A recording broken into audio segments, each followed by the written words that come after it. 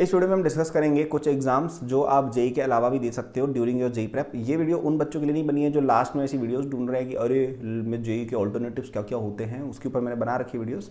I am talking about exams जो थोड़े difficult हैं, जो थोड़े जेई के कंपेरेबल है, जो आप 11th से ही देना स्टार्ट कर सकते हो, जिससे आपको एक फ्लेवर मिल जाएगा कि जेई क्या होता है। तो this is more for advance students जो अच्छा खासा पढ़ रहे हैं। अगर आपकी प्रिपरेशन कुछ लेवल नहीं है और आप इन एग्जाम्स को देने लग गए तो शायद आपको झटका लग सकता है। तो सबसे पहला एग्ज़ाम जो मैं कहूँगा कि एक बच्चे को देना चाहिए जेई प्रेप के दौरान, वो है आपका ओलंपियाड्स। ठीक है, जिसमें आपका मैथ्स ओलंपियाड आ गया, आरएमओ आ गया, आपका फिजिक्स ओलंपियाड आ गया एनएससीपी, आपका एस्ट्रोनॉमी ओलंपियाड आ गया, आपका केमिस्ट्री ओलंपियाड आ गया। ये चारों एग्जाम आपको देने ही देने चाहिए, 11th में भी देने चाहिए, क्योंकि इनमें स्पेशली आरएमओ और एस्ट्रोनॉमी ओलंपियाड में कई सारी चीज़ें 11th रिलेटेड ज़्यादा आती है। ठीक है, और इनमें 11th की मेरिट लिस्ट भी अलग बनती है। ठीक है, अभी लेटेस्ट शायद रूल चेंज हो गया हो, मुझे नहीं पता, बट एटलीस्ट मेरे टाइम में और 1-2 साल पहले तक तो मुझे श्योर है कि ऐसा था कि एस्ट्रोनॉमी और मैथ्स ओलंपियाड में अलग मेरिट लिस्ट बनती है 11th तक के बच्चों की। तो इन एग्जाम्स को आप डेफिनेटली दें। ये जेई एडवांस से थोड़े से डिफिकल्ट कम है इन द फर्स्ट स्टेज, लेकिन जेई में से तो काफ़ी डिफिकल्ट है सारे ही एग्जाम्स। ठीक है, और इन एग्जाम्स को अगर आप थोड़ी बहुत तैयारी करते हैं, इनके पास्ट ईयर पेपर्स अगर आप करते हैं, एग्जाम में बैठते हैं, तो आपको एक जेई का फ्लेवर मिलता है कि यार जेई से पहले 6 महीने, 1 साल पहले आपने एग्ज़ाम दे दिया कि यार अच्छा आरएमओ में ऐसे बच्चे एग्जाम देते हैं कि 40-50-60 हज़ार बच्चों के बीच में आप एग्जाम दे रहे हो, 1 लाख बच्चों के बीच एग्जाम दे रहे हो, उससे क्या सीखने को मिलता है, राइट। कि यार एग्जाम की प्रोसेस क्या होती है, मतलब वो एक एग्जाम फियर जो होता है ना, वो इसलिए भी होता है आधा कि कभी एग्जाम ही नहीं दिया जीवन में, राइट। तो एग्जाम दो ये, ठीक है, सिलेक्शन होता है, इनके भी बेनिफिट्स हैं और इनके तहत क्या आपकी जेई प्रेप भी हो जाती है। सेकंड लेवल जो होता है इन एग्जाम्स का, चारों ही एग्जाम्स का, जेई एडवांस से भी डिफिकल्ट होता है, बट उसके लिए अगर कोई स्टूडेंट अच्छे से पढ़ रहा है जेई के लिए, पास पेपर देख के गया तो निकाल लेता है एग्जाम, इतना कोई वो प्रॉब्लम नहीं है। तो इनके ऊपर मैंने सेपरेट वीडियो बना रखी है, सर्च करना कल्पेश ओलंपियाड्स करके यूट्यूब पे मिल जाएगा।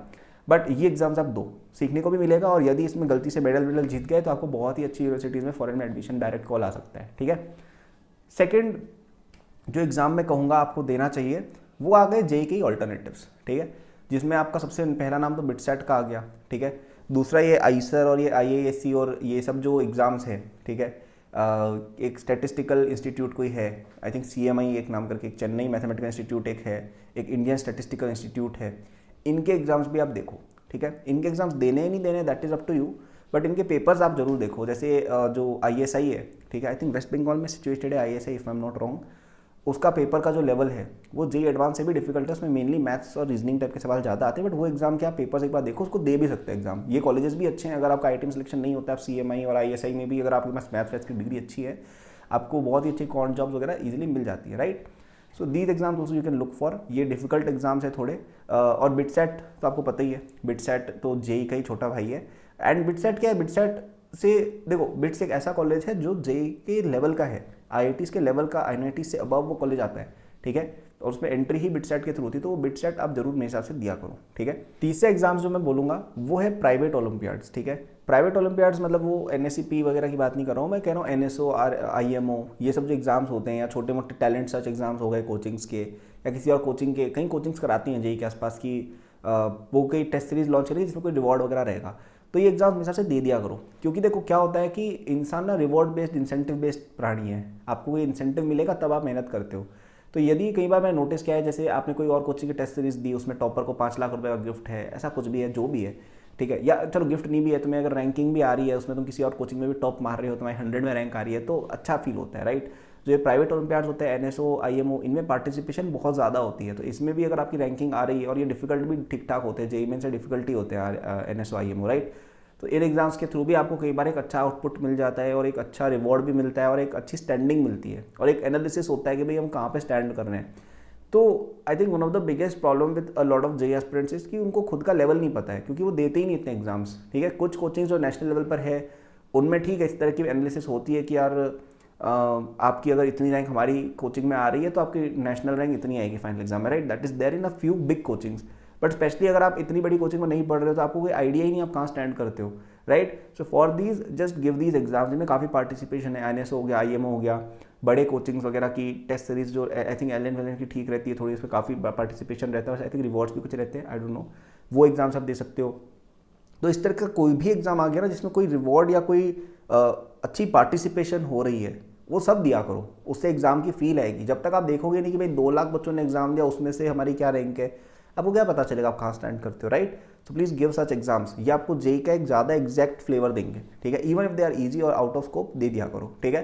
तो मैंने 4-5 एग्जाम्स की बात की। सबसे पहला तो अपना आ गया ये ओलंपियाड्स ओरिजिनल वाले, ठीक है। आरएमओ, एनएसीपी, एनएससीसी और एनएससीए, ये तो देने ही देने हैं, ठीक है। ये तो स्किप नहीं करने, कुछ भी हो जाए। एंड एक्चुअली मैं इन चारों पे सेपरेट बना सकता था सेक्शंस की, इन चारों को मैंने सेपरेट एक्सप्लेन कर दिया क्योंकि चारों ही इन इटसेल्फ काफ़ी बड़े एग्जाम्स हैं, तो इनको तो देना ही है।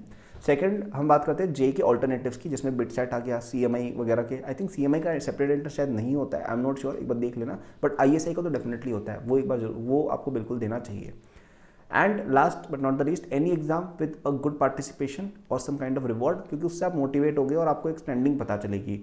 जैसे कोई टैलेंट हंट एग्जाम्स हो गए, एनएसओ, आईएमओ हो गए, ये एसओएफ वाले एग्जाम्स की बात कर रहा हूँ। बिटसेट में बता दिया, आपके एलएन वेलन की टेस्ट सीरीज वगैरह हो गई, जो भी बड़े कोचिंग्स वगैरह में काफ़ी participation, those you can give.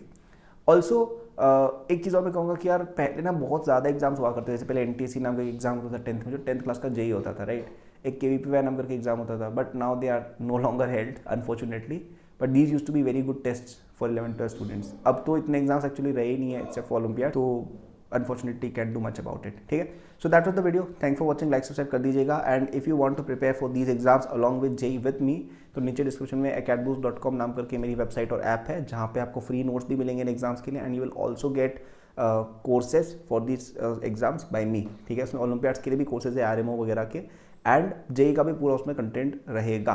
तो you will be studying from a rank 1 for the exam at a very good affordable price also. तो जाके उन्हें चेक करना, पूरा स्टार्टिंग से लेकर जेई में advance everything is covered, everything, like you can rely on that completely, test series, DPPs with complete session, everything you will get, ठीक है। So that was the video, thanks for watching, good luck, like subscribe for more, bye.